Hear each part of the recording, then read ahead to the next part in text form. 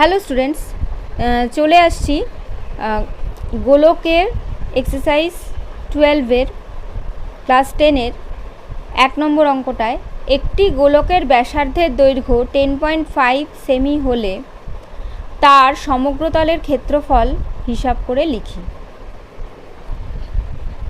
দেখো, গোলকের ব্যাসার্ধ বলে দিয়েছে, অর্থাৎ গোলকের ব্যাসার্ধটা তো আমি 8 ধরলাম, 8টা বলে দিয়েছে 10.5 সেমি। ওকে, তার মানে এই অঙ্কটাই ইউনিটটা কি বলে দিয়েছে না, সেমি। ঠিক আছে, এবার বলেছে গোলকের সমগ্রতলের ক্ষেত্রফল কত। ওকে, তো আমরা গোলকের সমগ্রতলের ক্ষেত্রফল, দেখো আগের ভিডিওতে যখন আমি সূত্র পড়িয়েছিলাম তখন কিন্তু আমি 1 নম্বরের সূত্রতেই লিখিয়ে দিয়েছিলাম যে গোলকের পার্শ্বতলের ক্ষেত্রফল বা সমগ্রতলের ক্ষেত্রফল কত না, 4πr² বর্গ একক। এখানে পাইয়ের ভ্যালুটা তো আমরা জানি 22/7, আর আরের হচ্ছে 8টা হচ্ছে গোলকের ব্যাসার্ধ। তাহলে এই ফর্মুলাটা ইউজ করে আমরা অঙ্কটা করে ফেলি। তাহলে দেখো লিখে দিলাম 4πr² বর্গ একক সমগ্রতলের ক্ষেত্রফলটা। এবার জায়গায় জায়গায় ভ্যালুগুলো বসাই। 4 ইন্টু পাই মানে হচ্ছে 22/7, r² মানে হচ্ছে 10.5 ইন্টু 10.5। ওকে, তারপর বর্গ একক। দেখো আমি আগের বারে বলেছিলাম এই এককের জায়গাটা কি বসবে। দেখো এখানে ব্যাসার্ধর জায়গায় কি বসেছে, এখানে কোশ্চেনে দেওয়া আছে কি না সেন্টিমিটার, তাহলে আমরা লিখতে পারি বর্গ সেন্টিমিটার। ঠিক আছে, এইবার এখানে একটু কাটাকুটি করে নিই। দেখো এটা দিয়ে 7 পুরোপুরি যায়, 7 7, 7 8 9 10, 3 3 5 35 হলো, 5 7 35, আর মাঝখানে একটা পয়েন্ট হবে। ওকে, তাহলে আমরা কি পেলাম, এই দুটো গুণ করে দিচ্ছি। 4 দুগুণে 8, 4 দুগুণে 8, 88 ইন্টু 1.5 ইন্টু 10.5। ওকে, তো একটু রাফে করে নিই। 1.5 আর 88 আগে গুণ করে ফেলি। 5 8 40, 0 হাতে 4, 8 একে 8, 8 আর 4 12, আবার একই 8 দিয়ে আছে, তাহলে 120। ওকে, তাহলে 0 2 3 1, তাহলে কটার আগে পয়েন্ট আছে, একটার আগে, তাহলে এই পয়েন্টটা বসে এই 0 কেটে গেল। আর কি বাকি আছে, 10.5টা বাকি আছে, এই দুটো আমরা গুণ করলাম। এবার আমাদের আসছে হচ্ছে 10.5 গুণ 5 দুগুণে 10, 0 হাতে 1, 3 5 15, 1 16, 6 হাতে 1, 5 একে 5 আর 1 6 হয়ে গেল। এবার 0 দিয়ে কী হবে, 1 2 3, 3টে 0। এবার 1 দিয়ে 1 3 2 2 3 1। এবার করো 0 6 8 3 1। এই পয়েন্টটা কোথায় বসবে না, একটার ঘরের আগে, তার মানে এই একটা ঘরের আগে বসে 0টা কেটে গেল। তাহলে আমাদের এটা হচ্ছে বর্গ সেমি। তাহলে ইকুয়ালস টু কী পেলাম, 1386 বর্গ সেমি।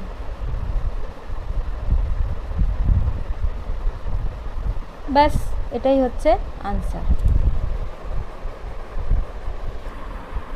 চলে আসছি পরের অঙ্কে। একটি চামড়ার বল তৈরি করতে প্রতি বর্গ সেন্টিমিটার 17.50 টাকা হিসাবে 431.20 টাকা লেগেছে। বলটির ব্যাসের দৈর্ঘ্য হিসাব করে লিখি।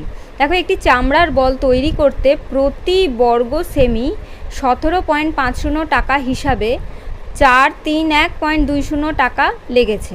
তাহলে এইটুকু পোর্শন থেকে আমাদের কিন্তু ক্ষেত্রফলটা বার করে নিতে হবে, চামড়ার বলের অর্থাৎ গোলকের ক্ষেত্রফলটা বার করে নিতে হবে। ওকে, তারপর বলটির ব্যাসের দৈর্ঘ্য, অর্থাৎ প্রথমে ব্যাসার্ধ বার করতে হবে, তারপরে তার থেকে ব্যাসের দৈর্ঘ্যটা বের করে নিতে হবে। তো চলো কিভাবে অঙ্কটা করছি। তো চলে আসছি 2-এর অঙ্কটা। কি বলে, তাহলে ফার্স্ট বলেছে হচ্ছে প্রতি বর্গ সেমি 17.50 টাকা হিসাবে 431.20 টাকা লেগেছে। লিখব গোলকের ক্ষেত্রফল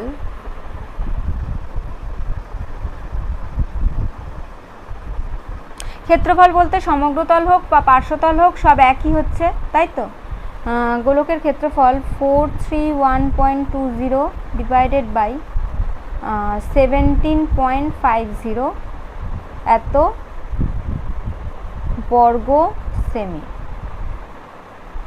ওকে, তাহলে এখান থেকে পয়েন্ট দুটো উঠিয়ে ফেলি, 0 0 কেটে ফেললাম। এইবারে এই দুটো ভাগ করতে হবে, এই দুটো ভাগ করে কত হয় দেখতে হবে। 17, তার মানে 175, এটা দিয়ে 4 3 1 2 এটাকে আমাদের ভাগ করতে হবে। ওকে, তাহলে ফার্স্টে দেখি 2 দিয়ে যাচ্ছে। 5 দুগুণে 10-এর 0 হাতে 1, 7 দুগুণে 14 আর 1-এ 15-র 5 হাতে 1, 2 1-কে 2 আর 1-এ 3, 1 5 8, এখানে কত হলো, 13 দিয়ে 8 হলো, তাই তো? তাহলে 81 হলো। এবার এই 2টা নেমে গেল, 2টা নামার পর আমাদের 4 দিয়ে যাবে। 4 5-এ 20, 0 হাতে 2, 4 4 7-এ 28, 28 29 30-এর 0 হাতে 3, 4 1-এ 4, 5 6 7, 700। 2 1, 8 থেকে 7 গেলে 1। ওকে, তো মিলল না, এখানে পয়েন্ট বসিয়ে দিলাম, এখানে পয়েন্ট বসিয়ে দিলাম, এখানে কতগুলো 0 ফেলে দিলাম। ওকে, তাহলে একটা 0 এখানে নামালাম। এবার যাবে হচ্ছে 6 দিয়ে, আমি এইখানে রেখে লিখছি, ঠিক আছে? নিচে জায়গা নেই তো, সেজন্য এইখানে রেখে লিখছি। ওকে, আচ্ছা, 6 দিয়ে 5 6 30-এর 0 হাতে 3, 6 7-এ 42, 42 আর 3-এ 45-এর 5 হাতে 4, 6 1-কে 6, 7 8 9 10, 0 7, তাহলে 700 হলো। তাহলে আর একটা 0 এখানে নামলো, তাহলে কত হচ্ছে? এবার 4 দিয়ে যাচ্ছে, দেখো 4 5-এ 20, 0 হাতে 2, 4 7-এ 28, 28 29 30-এর 0 হাতে 3, 4 1-কে 4 আর 3-এ 7। ওকে, তাহলে আমাদের আনসারটা হলো এখানে, মানে এখানে আমাদের গোলকের ক্ষেত্রফলটা বেরোলো হচ্ছে 24.64 বর্গ সেমি। ঠিক আছে, তাহলে দেখো লিখে নিলাম, গোলকের ক্ষেত্রফলটা হচ্ছে 24.64 বর্গ সেমি। ঠিক আছে, তাহলে এখানে ক্ষেত্রফলটা আমার বেরিয়ে গেল। এবার শর্তানুসারে ক্ষেত্রফলের ফর্মুলা কি? 4πr² বর্গ সেমি। তাহলে 4πr² সমান সমান এইটা হবে, কারণ এটাও তো ক্ষেত্রফল বেরিয়েছে আর এটা হচ্ছে ক্ষেত্রফলের, গোলকের ক্ষেত্রফলের ফর্মুলা। তাহলে আমরা অবশ্যই লিখতে পারি 4πr² = 24.64। ঠিক আছে, তাহলে বা এখান থেকে আমাদের আর স্কোয়ারটা এইদিকে রাখতে হবে আর বাকি ওই দিকে নিয়ে যেতে হবে। তার মানে 24.64 হোল ডিভাইডেড বাই 4π। এবার পাইয়ের ভ্যালুটা এখানে বসিয়ে দিতে হবে। দেখো 24.64, খুব ভালো করে ক্যালকুলেশনটা দেখো, 4 × 22/7, নিচে 7 হবে, তো নিচে 7 না দিয়ে আমরা ওপরে 7টা দিয়ে দেব, কারণ এই হোল একটা মেন ডিভিশনের নিচেও যদি কোনো ভাগ থাকে তাহলে সেইটা অবশ্যই ওপরে চলে যায়। ঠিক আছে, উল্টে ওপরে চলে যায়। তো এবার একটু কাটাকুটি করে দেখি, এই পয়েন্টটা আমি তুলে এখানে 100 নিয়ে আসি, পয়েন্টের জন্য নামলো 1, আর কতগুলো পয়েন্টের পরে দুটো সংখ্যার জন্য, দুটো ডিজিটের জন্য নামলো হচ্ছে 2 0। ঠিক আছে, তাই এবার আমি একটু কাটাকুটি করি, একদম 22 দিয়েই 2 4 6 4-কে ভাগ করে দেখি। 2 4 6 4, দেখো ফার্স্টেই আমরা বুঝতে পারছি 2 ঘর যাবে 1 দিয়ে, 22 একে 22, 2 6, আবার আমাদের কত যাবে? 1ই যাবে, 22 একে 22,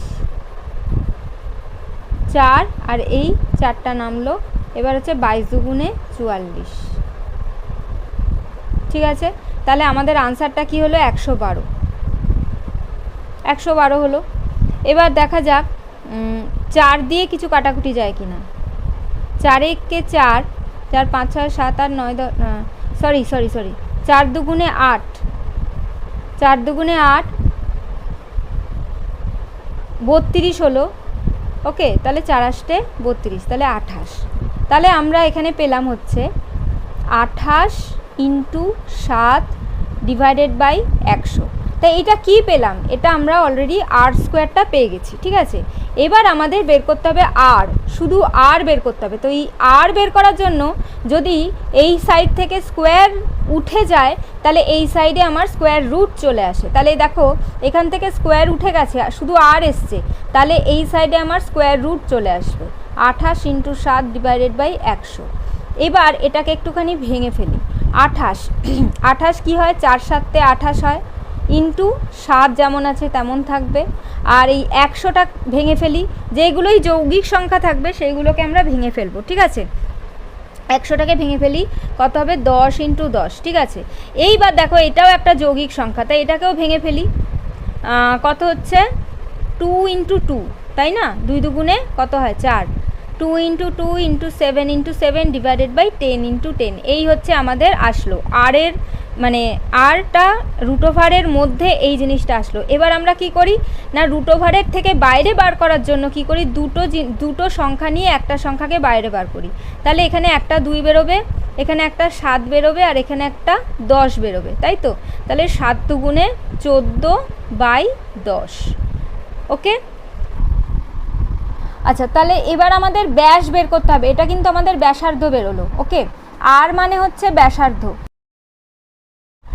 বলেছে বলটির ব্যাসের দৈর্ঘ্য হিসাব করে লিখি। তার মানে এবার আমাদের দেখো লিখে নিলাম, বলটির ব্যাস হচ্ছে ফর্মুলাটা, ব্যাসের ফর্মুলা কি না 2 ইন্টু আর, মানে আর এর ভ্যালু যা বেরিয়েছে তাকে 2 দিয়ে গুণ করতে হবে, 2 ইন্টু আর একক, ঠিক আছে।